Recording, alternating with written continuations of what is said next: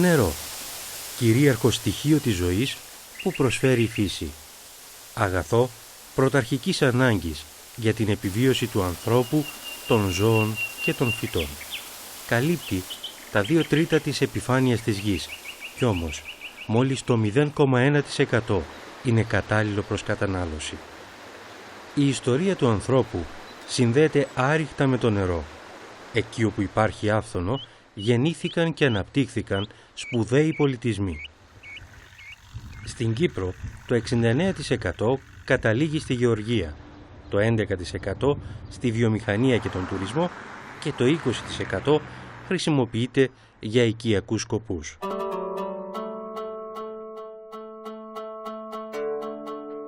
Στην νεότερη ιστορία της Λάρνακας, που αρχίζει με την Οθωμανική κατάκτηση της πόλης το 1570, φαίνεται να υπήρχε η ανάγκη για μεταφορά καλού πόσιμου νερού από μακριά.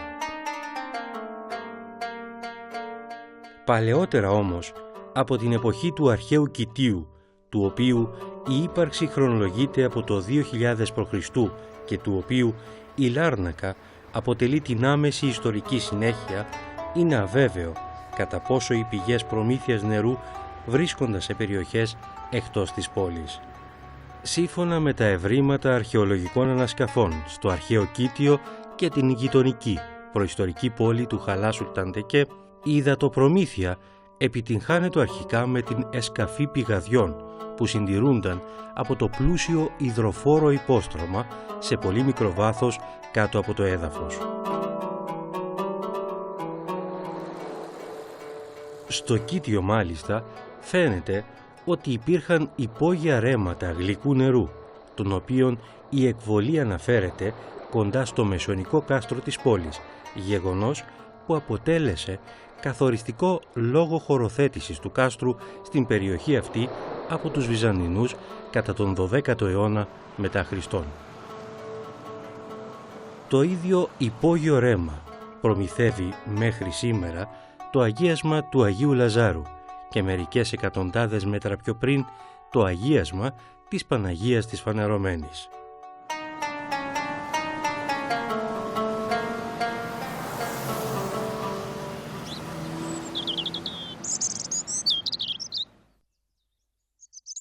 Πέρα από τα μικρά συστήματα πόσιμου νερού με πηγάδια, στο αρχαίο λιμάνι του Κιτίου βρέθηκε μεγάλος και παστός αγωγός μεταφοράς νερού χτισμένος με πελεκητές πέτρες.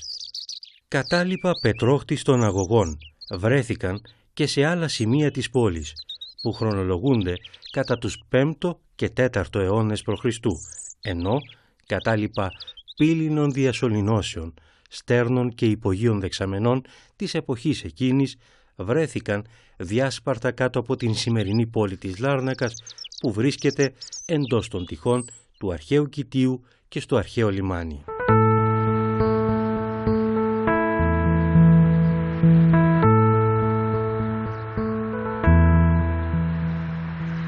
Κατάλοιπα κεραμικών σωληνώσεων, στέρνων και πετρόχτιστων καναλιών, τα οποία χρονολογούνται κατά τα ελληνορωμαϊκά χρόνια, στηρίζουν την άποψη ότι κατά την περίοδο εκείνη υπήρχε στην πόλη ρωμαϊκό υδραγωγείο. Η άποψη αυτή ενισχύεται και από σχετική μαρτυρία του Αποστόλου Βαρνάβα στις απόκριφες πράξεις των Αποστόλων, όπου αναφέρεται πως όταν ο Απόστολος επισκέφθηκε το Κίτιο το 49 μετά Χριστόν, ξεκουράστηκε για μια ώρα κοντά στο υδραγωγείο, έξω από τον υπόδρομο. Το υδραγωγείο αυτό φαίνεται ότι βρισκόταν στη σημερινή περιοχή των Καμάρων, δεδομένου ότι ο υπόδρομος εντοπίζεται στην ίδια περιοχή.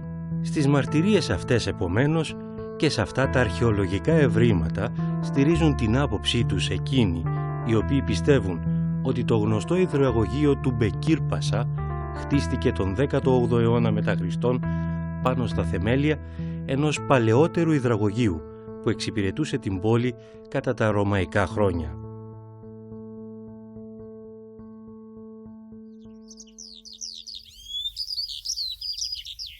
Μετά την ελληνορωμαϊκή περίοδο, ο πληθυσμός της πόλης μειώθηκε δραματικά.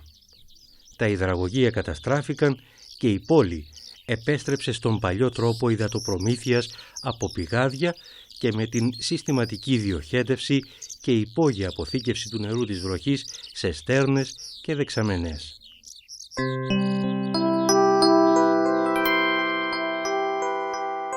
Επί ενετοκρατίας η Λάρνακα επαναχτά σημασία για τους αποικιοκράτες λόγω της ύπαρξης άλατος στις αλικές.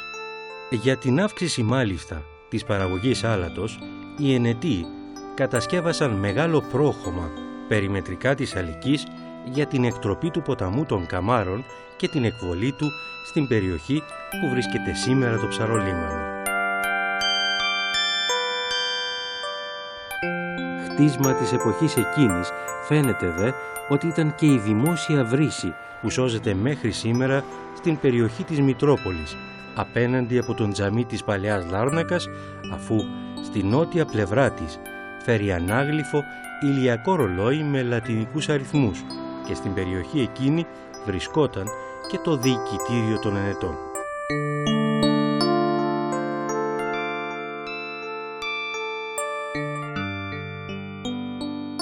Το γεγονός της διοχέτευσης πόσιμου νερού στη σημερινή πόλη της Λάρνακας εξιστορείται με λεπτομέρεια στο πρακτικό της δωρεάς του υδραγωγείου από τον Ελχάσαμπούρ Μπεκίρ Πασά, που διετέλεσε το 1746 διοικητής της Λάρνακας και αργότερα κυβερνήτης της Κύπρου μέχρι το 1748.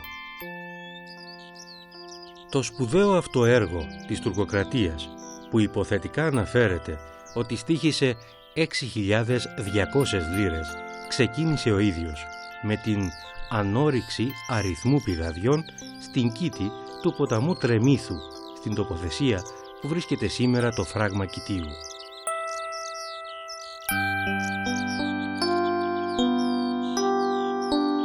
Το νερό που απέδωσαν τα πηγάδια αυτά διοχετεύτηκε σε υπόγειο αγωγό με φρεάτια επίσκεψης που βρίσκονταν σε κανονικά διαστήματα μεταξύ τους, είχαν βάθος 20 με 30 πόδια και κάλυπταν μια απόσταση 15.000 ποδιών. Το νερό έρεε μέσα στον υπόγειο αγωγό και κατέληγε στο χαμηλότερο σημείο της υπόγειας διαδρομής του, από που ανάβλιζε ελεύθερο στην επιφάνεια και έπεφτε σε πέτρινο αυλάκι που το έφερνε στην πόλη.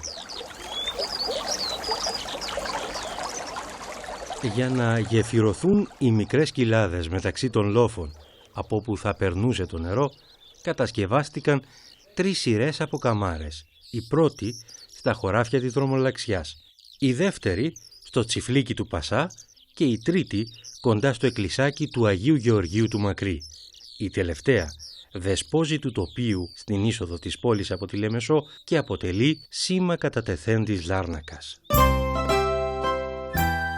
Το νερό από το υδραγωγείο του Μπεκίρ Πασά κατέληγε σε δημόσιες πετρόχτιστες κρίνες που ιδρύθηκαν σε 8 κεντρικά σημεία της πόλης.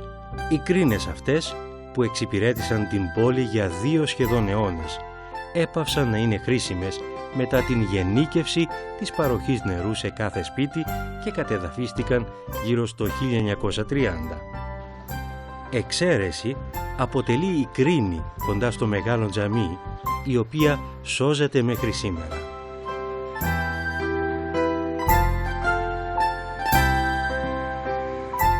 Άλλες διακοσμητικές μεταγενέστερες βρύσες που σώζονται μέχρι σήμερα βρίσκονται μία στην πλατεία Μιχαλάκη Παρίδη, μπροστά στο μοναστήρι των Καλογρεών, η οποία είναι αφιερωμένη στην αδελφή Σοφία Σαμπών, και μια στον περίβολο της Μονής του Αγίου Γεωργίου Κοντού, με μαρμάνινη προτομή της Μαρίας Μιτζή, μητέρας του Δημοσθένη Μιτζή, που φρόντισε για τη μεταφορά νερού στη Μονή το 1900.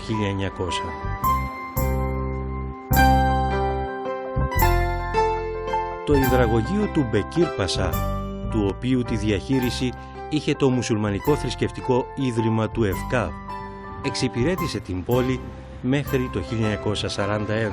Κατά τα τελευταία χρόνια λειτουργίας του παραμελήθηκε από τους διαχειριστές του, τα πετρόχτιστα αυλάκια αφέθηκαν σε πολλά σημεία κάλυπτα και το νερό ήταν εκτεθειμένο σε μολύνσεις. Το έργο διασωλήνωσης του νερού από τις πηγές του Μπεκίρ Πασά στην πόλη ανέλαβε να εκτελέσει το τμήμα αναπτύξεως υδάτων. Τα δε χρήματα εξασφάλισε ο Δήμος Λάρνακας με δάνειο που σύναψε από την κυβέρνηση ύψους 24.000 λιρών. Με την ολοκλήρωση του έργου υπήρξε τότε η δυνατότητα για μεταφορά του νερού στους υψηλούς ορόφους των σπιτιών χωρίς τη χρήση αντλιών.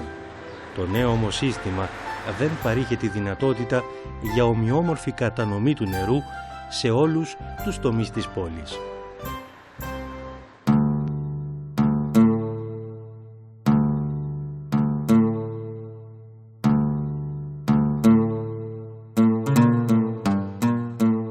Στα τέλη της δεκαετίας του 1950, η Λάρνακα αντιμετώπισε οξύ πρόβλημα ανεπάρκειας νερού.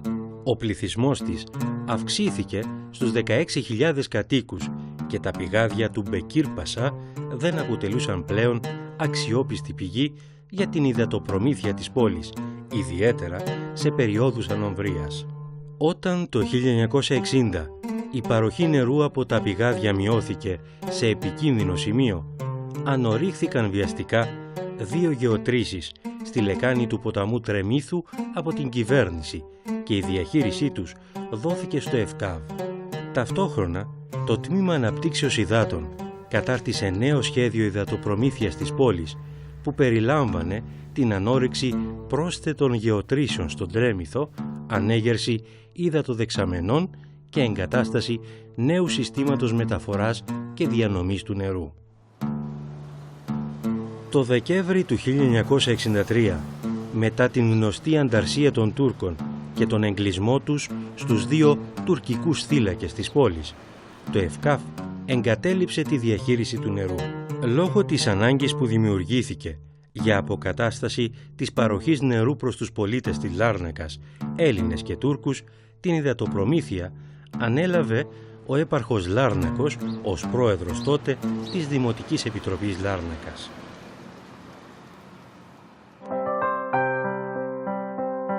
Το 1965, με διάταγμα του Υπουργικού Συμβουλίου, εγκαθιδρύθηκε το Συμβούλιο Υδατοπρομήθειας Λάρνακας, αναλαμβάνοντας όλα τα καθήκοντα και εξουσίες αναφορικά με την υδατοπρομήθεια της πόλης. Τα πρώτα γραφεία του Συμβουλίου βρίσκονταν στο οίκημα της κυρίας Χρήστας Ολυμπίου. Τα γραφεία του Συμβουλίου παρέμειναν εκεί μέχρι το 1989, που ανεγέρθηκαν ιδιόκτητα γραφεία στην οδό Αδαμάντιου Κοραή, με στόχο την πιο εύρυθμη λειτουργία της υπηρεσίας και την καλύτερη εξυπηρέτηση των καταναλωτών.